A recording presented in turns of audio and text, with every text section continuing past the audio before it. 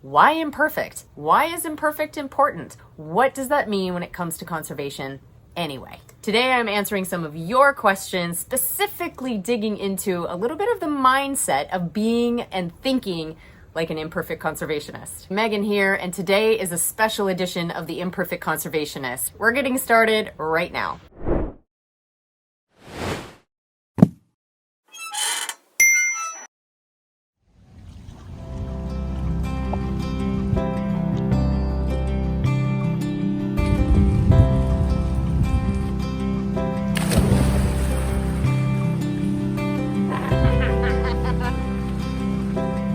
I'm coming at you today from the Florida Keys. I am home visiting for a little while. It's so nice to be getting underwater and really tapping back into some of my saltwater roots while I'm here.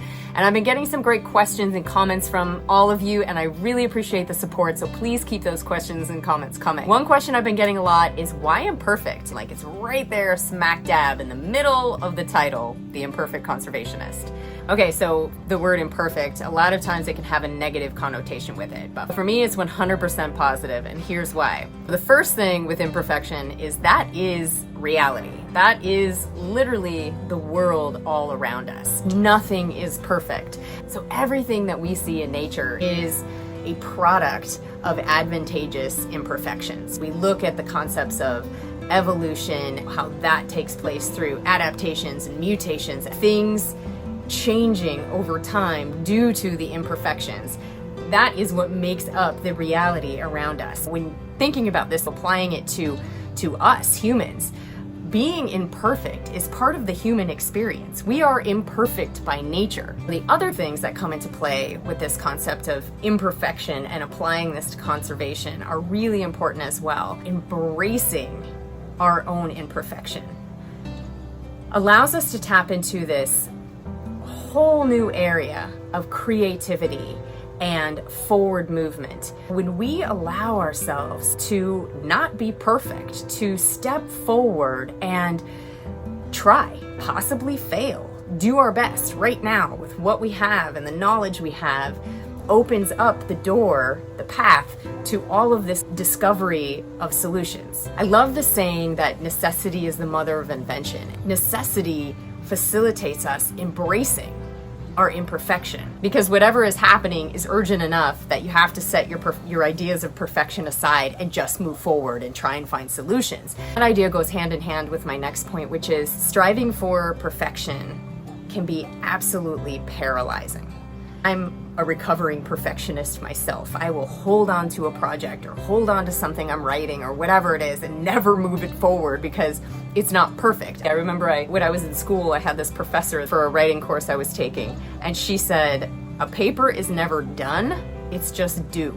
And that really resonated with me because I could literally work on a paper for my entire life. I keep working toward this perfection, this unattainable goal or expectation that I've put on myself before, likely you have. It's something that can be really paralyzing and hold us back. This is such an important element of conservation because we are living in a time where the technology and the wisdom and knowledge that we're gaining is changing so rapidly that we can't possibly do these things perfectly, and we can't possibly do it all.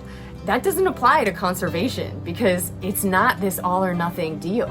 Letting go of the unrealistic expectation of perfection can really spring us into action, and then one action leads to another. And it also, circling back around to the other concept of tapping into creativity and solutions, that can move everything forward toward the place we need to be with conservation.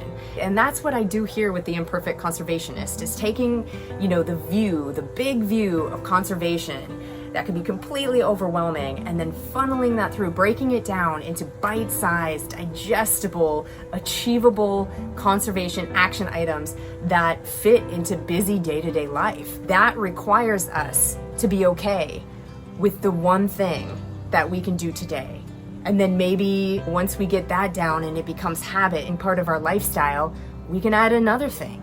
Embracing our imperfection is vital to that step-by-step process. A key ingredient in your ability to have a positive impact on the world around you So keep that in mind next time you might be hesitating in taking action, thinking you have to do it all or do it perfectly to make it count. Nothing could be further from the truth. And making a positive impact on the world around you doesn't just stop with you. You embracing your imperfection paves the way for others to do it too, to try to do it better next time. And that is how we make change, because these small actions drive big change, and they're a lot easier to get done when we're embracing our own imperfection.